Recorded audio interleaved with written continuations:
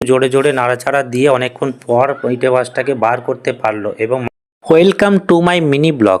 বন্ধুরা, প্রতিদিনের মতো মাছ ধরতে যাবো বলে অনেক ভোরে ভোরে উঠে পড়েছিলাম, যেহেতু কর্মই ধর্ম তাই কর্ম তো করতেই। তারপর রাস্তায় বেরিয়ে দেখলাম অনেকটা অন্ধকার ছিল। গঙ্গার ধারে পৌঁছে দেখলাম অনেকটা আকাশ পরিষ্কার হয়ে গেছে। তারপর সেখান থেকে তাড়াতাড়ি নৌকো নিয়ে বেরিয়ে পড়েছিলাম। আর ওই যে সামনে ওটা আমার কাকা যাচ্ছে। আমার বাবা জোরে জোরে নৌকা চালাতে ব্যস্ত ছিল আর আমি একটু ভিডিও করতে ব্যস্ত ছিলাম। তো বাবা দেখো বৃত্তি ঝাড়তে ব্যস্ত হয়ে গিয়েছিল। প্রথম বৃত্তিটা ঝেড়ে না দেখলো মাছ খুব একটা বেশি পড়ে। তারপরের বৃত্তিটা ঝাড়তেই দেখা গেল একটা বড় রিঠে মাছ এই যে উঠেছে। বড় রিঠে, যেহেতু রিঠে মাছের দু সাইডে দুটো বড় বড় কাঁটা থাকে, খুব তাড়াতাড়ি বার করতে পারছিল না, তাই একটু জোরে জোরে নাড়াচাড়া দিয়ে অনেকক্ষণ পর রিঠে মাছটাকে বার করতে পারলো। এবং মাছটা দেখো কি পরিমাণ তেজ। ফাইনালি আমরা আরো অনেক রকম মাছ পেয়ে গিয়েছিলাম। এই যে মাছগুলোকে সব বাছাই করে এক এক সাইডে করে আলাদা করা হচ্ছে। অবশেষে আমরা কাজ কমপ্লিট করে বাড়ির দিকে রওনা দিয়ে দিয়েছিলাম। আর বন্ধুদের কেমন লাগলো অবশ্যই কমেন্ট করবেন, ভালো লাগলে অবশ্যই শেয়ার